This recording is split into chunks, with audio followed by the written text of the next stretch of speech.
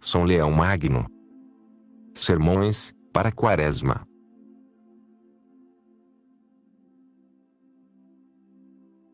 Primeiro sermão. Sermão sobre a Quaresma.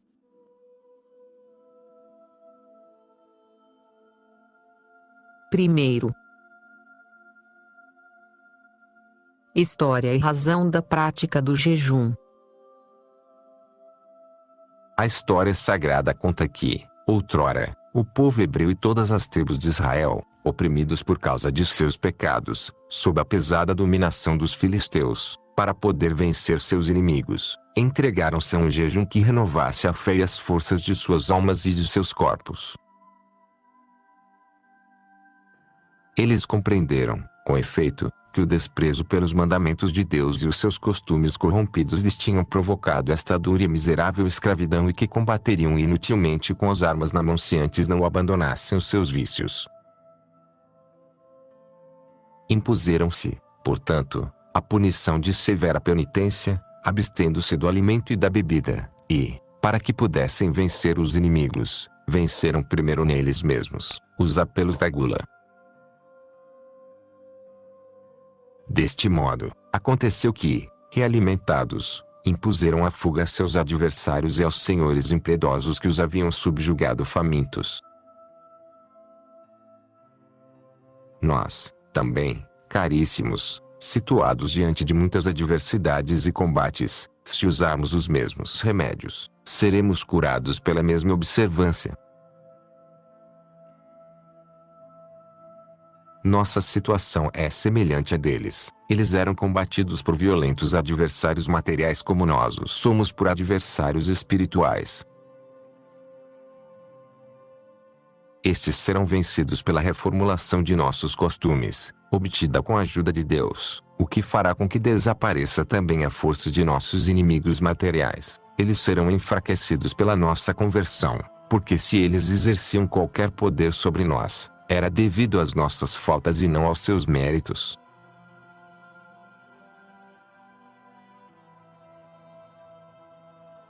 Segundo. Tempo privilegiado para a prática da virtude. Desta forma, caríssimos, para que consigamos derrotar todos os nossos adversários, peçamos o auxílio divino, mediante a observância dos mandamentos celestes, sabendo que não prevaleceremos sobre nossos inimigos se não prevalecermos, antes, sobre nós mesmos. Com efeito, muitos combates acontecem dentro de nós mesmos. Os desejos da carne se opõem aos do espírito, e os do espírito, aos da carne. Nesta disputa, se os desejos do corpo forem mais fortes, o espírito perderá, vergonhosamente, a dignidade que lhe é própria e, para sua desgraça, tornar-se-á escravo, ele que foi criado para mandar.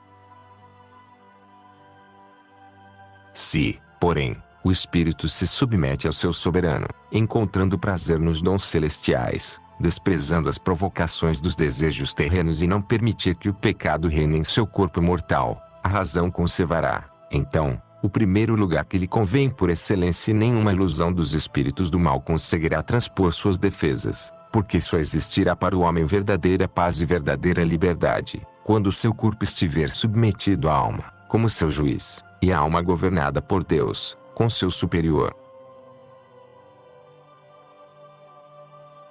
Caríssimos, sem dúvida esta preocupação salutar deve verificar-se diuturnamente, a fim de que os nossos sempre vigilantes inimigos sejam submetidos por uma incansável aplicação.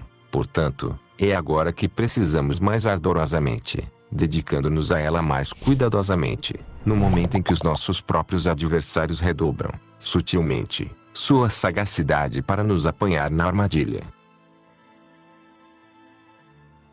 Sabendo, porém, que chegaram os dias santos da Quaresma, cuja observância perdoa todas as faltas passadas, apaga todas as negligências, toda a força de sua perversidade, visa, pois, este único objetivo, fazer com que aqueles que celebrarão a Páscoa do Senhor se percebam de alguma forma maculados, encontrando uma situação de ofensa que deveria ser fonte de perdão.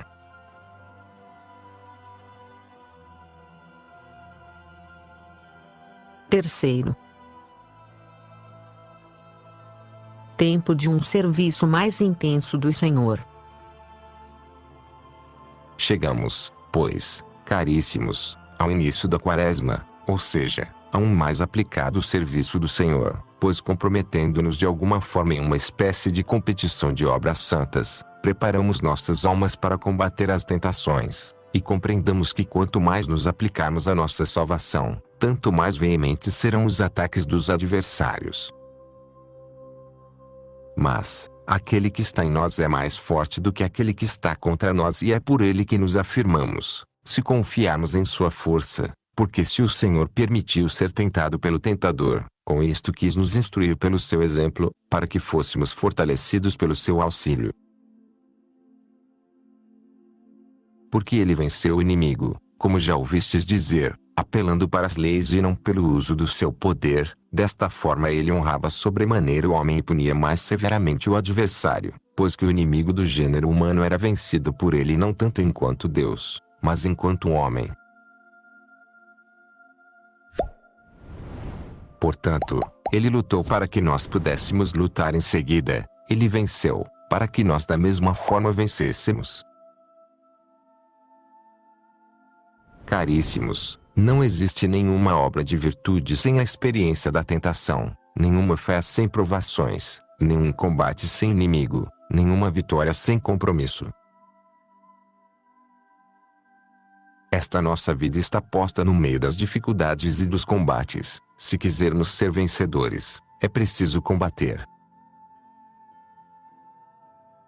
Eis porque o sábio Salomão escreveu: meu filho, entrando para o serviço do Senhor, prepara a tua alma para a tentação. Sabedoria, 2,1. Com efeito, este homem pleno de sabedoria de Deus, sabendo que o esforço religioso comporta duros combates e prevendo as incertezas do combate, sabe antecipadamente que será preciso combater, porque se o tentador atinge uma alma ignorante deve-se temer que ele possa ferir mais rapidamente a alma despreparada.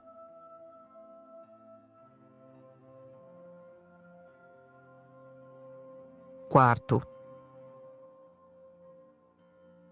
na Quaresma, entremos na arena para a luta.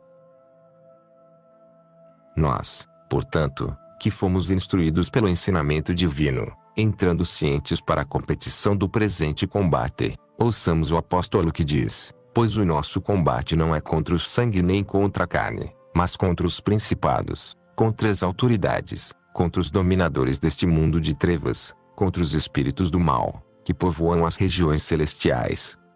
Epístola aos Efésios, 6,12.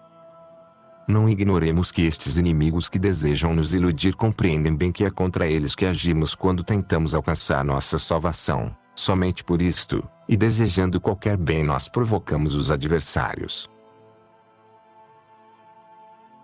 Existe entre eles e nós fomentada pela inveja diabólica, inveterada a oposição, de tal modo que empobrecidos como eles estão destes bens dos quais somos cumulados pela graça de Deus, nossa justificação significa a sua tortura.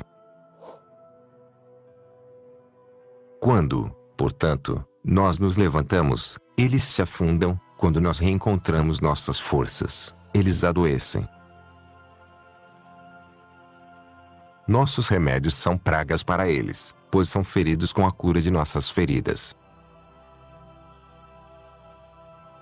Caríssimos, como diz o apóstolo, portanto, ponde-vos de pé e cingi os vossos rins com a verdade e revesti-vos da couraça da justiça e calçai os vossos pés com a preparação do evangelho da paz, empunhando sempre o escudo da fé, com o qual podereis extinguir os dardos inflamados do maligno. E tomai o capacete da salvação e a espada do Espírito, que é a palavra de Deus. Epístola aos Efésios, 6,14 a 17. Vede, caríssimos, de que forças poderosas, de que defesas insuperáveis nos muniu este comandante adornado de tantos triunfos, este mestre invencível da milícia cristã. Ele cingiu em torno dos nossos rins o cinto da castidade, calçou nossos pés com as correias da paz. Um soldado que não tem os rins cingidos será, com efeito, facilmente vencido pelo instigador da impureza, e aquele que não tem calçado é facilmente mordido pela serpente. Ele nos deu o escudo da fé para a proteção de todo o corpo. Pôs em nossa cabeça o capacete da salvação e, em nossa mão a espada, isto é, a palavra da verdade, de tal forma que o herói das lutas do espírito não somente está abrigado dos ferimentos, como também pode ferir quem o ataque.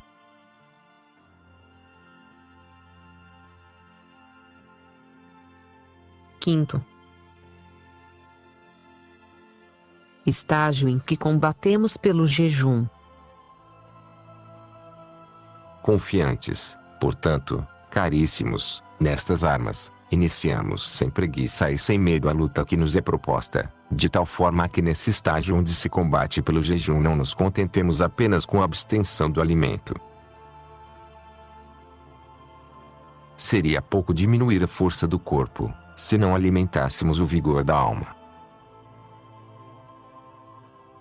Mortifiquemos um pouco o homem exterior para que o interior seja restaurado, perdendo um pouco do excesso corpóreo, o espírito robusteça-se pelas delícias espirituais.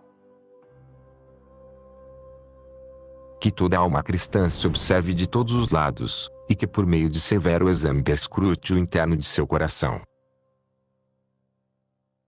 Cuide para que nenhuma sombra de discórdia permaneça aí, para que nenhum mau desejo aí se instale. A castidade afaste para bem longe a incontinência, a luz da verdade dissipe as trevas da mentira. O orgulho se abrande, a raiva diminua, sejam quebradas as forças que causam prejuízo, seja posto um freio nas maldades da língua. Cessem as vinganças, e as injúrias sejam mandadas para o esquecimento. Enfim, toda planta que não foi plantada por meu Pai Celeste, será arrancada. Evangelho segundo Mateus, 15,13. Então só quando os germes estranhos forem tirados do campo do nosso coração, as sementes da virtude podem ser convenientemente alimentadas em nós. Se alguém, portanto, se cedeu contra outra pessoa no desejo de se vingar, encarcerando-a ou carregando-a de vínculos, procure apressar-se em liberá-la, não apenas se ela for inocente, mas também se parecer que ela mereça algum castigo, de tal forma que ela possa se servir, confiantemente, da regra da oração do Senhor: perdoa-nos as nossas dívidas como também nós perdoamos os nossos devedores. Evangelho segundo Mateus, 6,12. Parte de nossos pedidos que o Senhor acentua nessa especial instrução, como se a eficácia de qualquer oração estivesse encerrada nesta condição: se perdoardes aos homens os seus delitos, também vosso Pai Celeste vos perdoará, mas, se não perdoardes aos homens, o vosso Pai também não perdoará os vossos delitos. Evangelho segundo Mateus, 6,14 a 15. Por conseguinte, caríssimos, lembrando-vos de nossa fraqueza que nos leva a cair facilmente em toda sorte de delito, evitemos negligenciar este remédio primordial e este meio muito eficaz de curar nossas feridas. Perdoemos, para que sejamos perdoados. Evangelho segundo Lucas, 6,37. Façamos o favor que solicitamos, e procuremos não nos vingar, nós que imploramos ser perdoados. Não passemos perto do pobre, permanecendo surdos às suas súplicas, mas com carinhosa bondade sejamos misericordiosos para com os indigentes, para que mereçamos conseguir misericórdia por ocasião do julgamento. Aquele que, ajudado pela graça de Deus, com todo o seu esforço, buscar esta perfeição, assumirá fielmente o santo jejum. Este, distante de sua antiga malícia, chegará à bem-aventurada Páscoa com os ázimos da pureza e da verdade, e pela nova forma de vida, merecerá provar alegria no mistério da regeneração humana. por nosso Senhor Jesus Cristo, que com a graça do Pai e do Espírito Santo, vive e reina nos séculos dos séculos. Amém.